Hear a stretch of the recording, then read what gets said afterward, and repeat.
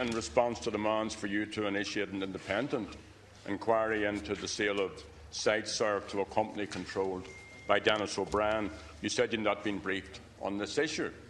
And you said, and I quote, "I will find answers for those questions."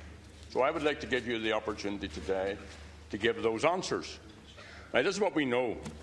We know that SiteServ was sold off for $45 million at a cost to the taxpayer of $105 million.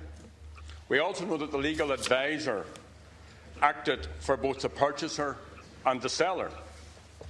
We know that the shareholders and the director got a backhander of $5 million.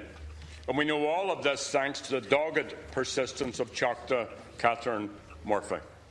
We also know that the Denis O'Brien company was not the highest bid. We know also that the Department of Finance were concerned about all these matters and that the Minister of Finance was briefed in detail on these issues.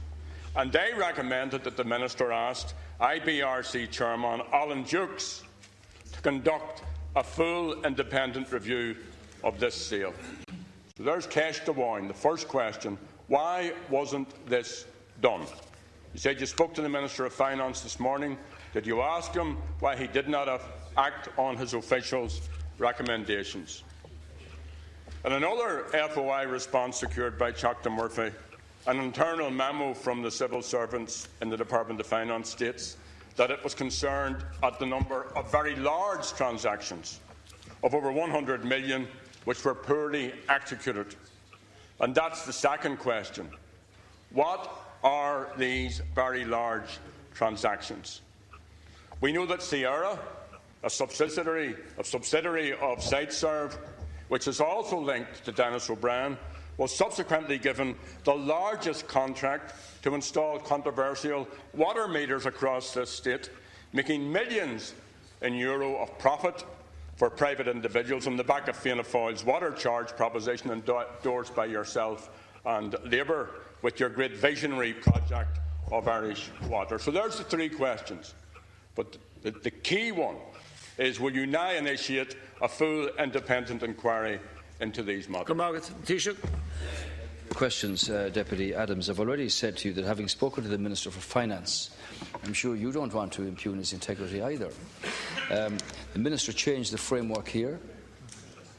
The Minister, following the concerns expressed to him by his officials, met with the Chairman and the Chief Executive, had the Secretary of the Department of Finance go further into this, appointed a senior official at Assistant Secretary level to make it mandatory that the Board of IBRC would inform the Department of Finance of any financial transactions of significance, as was not the case prior to that. The framework set up under a previous administration did not require that, and as I said to you, the specific issue was put in there that the Department of Finance would not interfere in any commercial activities of the then board of IBRC. Minister has changed that, and in respect of the independence of the gCeannairí's office, the Minister in the area of value for money, of which he was given assurances by the Chairman and the Chief Executive of IBRC. The Minister is happy that the CNAG should look at this completely independently in the interest of the taxpayer, taking into account the issues that you have raised there. Thank you. Deputy Gerry Adams. It's not often I feel that I can advise you, Taoiseach, but I'd like to advise you that you're handling this exactly the same way as you've handled other issues, dragging it out, drip feed, bit by bit. I asked you three very simple questions. Why was the recommendation for Alan Dukes to initiate a fully independent review not acted on? You didn't answer it. I asked you, what are the other transactions of over 100 million which gave concern to the Department of Finance officials? What are those? You didn't answer that. And I asked you, would you hold a fully independent inquiry into all of this? You didn't answer that. And incidentally, for the record, the reason why this came into public attention, aside from the sterling work done by Teachta Murphy, is that one of the bidders complained That's how it came to the attention of the Department and the Minister of Finance. And Taoiseach, you see, this issue goes to the very heart of the relationship between governance in this state and big business, whether it's a Fine Gael Labour government or a Fianna Fáil government. It's got to do with your compliance, your subservience to the golden circles, to the elites, your links to all of this, and your despicable attitude in contrast when you're dealing with ordinary citizens who are impoverished, who are unemployed, who are scattered throughout the goal because of your austerity policies. You're right, IBRC was a bank made up of Anglo-Irish and Irish nationwide. These are two corrupt, failed banks. They cost the people $34 billion, which your government has pledged to pay in full. The former chair of IBRC is the former leader of Fine Gael. SiteServ owed IBRC €150 million. It was sold for $45 million to a company owned by Dennis O'Brien. It wrote down the debt by just over €100 million. The shareholders received €5 million of a backhander from the sale, which is incredible, given that the company was effectively busted. Could you put a question, please, Deputy? I will, last Concolia. And then SiteServ, via Sierra, would emerge as one of the contractors for water meters for your flagship enterprise, Irish Water.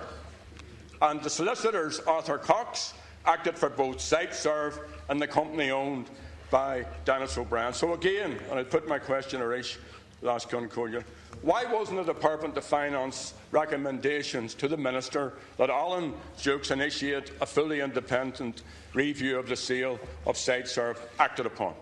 Just explain to us why and what are the other transactions of over $100 million? Did you ask that this morning of the Finance Minister? And if you didn't, why didn't you? And will you now initiate a fully independent inquiry into these matters? Thank you. Taoiseach.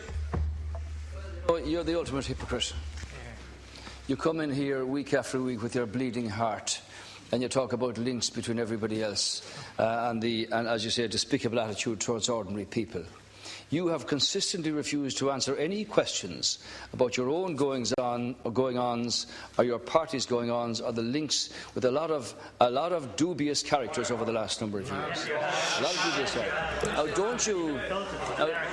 Now, Deputy Adams, don't come in here, you above all people, and accuse Minister Michael. Yes, you have. Yes, you have a mandate, and you are not fulfilling your mandate. You're not telling the truth about a whole range of issues on your own side. That's a different argument.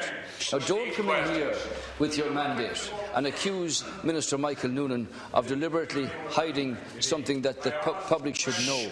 Don't do that, because this government got rid of the rotten carcass that was Anglo-Irish Bank. That cost the taxpayer of this country $34 billion, and the framework that was set up in respect of IBRC was set up by the previous administration. Now, you ask a number of questions. I've said in answer to a question from Deputy Martin, Minister Noonan met with the chairman.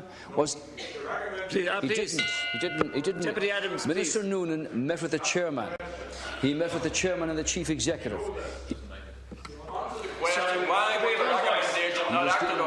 He was given very clear assurances as the Minister for Finance that this matter was properly assessed by the board of IBRC. The framework that applied at the time, he changed that. He appointed a senior civil servant from his own department to make it mandatory that the Department of Finance and the Minister for Finance would be informed of decisions made by the board of IBRC in the winding up of this bank. And in order to clarify it for everybody, the Minister for Finance has no objection under the responsibility that the totally independent office of the gCeannairí has to have this examined in the context of value for money for the taxpayer, which the Minister was given assurances of by the Chief Executive and the Board of IBRC, and that's what will happen now. And I assume, Deputy Adams, that in all your hypocrisy, that at least you accept the complete independence of the CNAG and the integrity of our Minister for Finance. Okay, thank you. Now call Deputy Maureen O'Sullivan.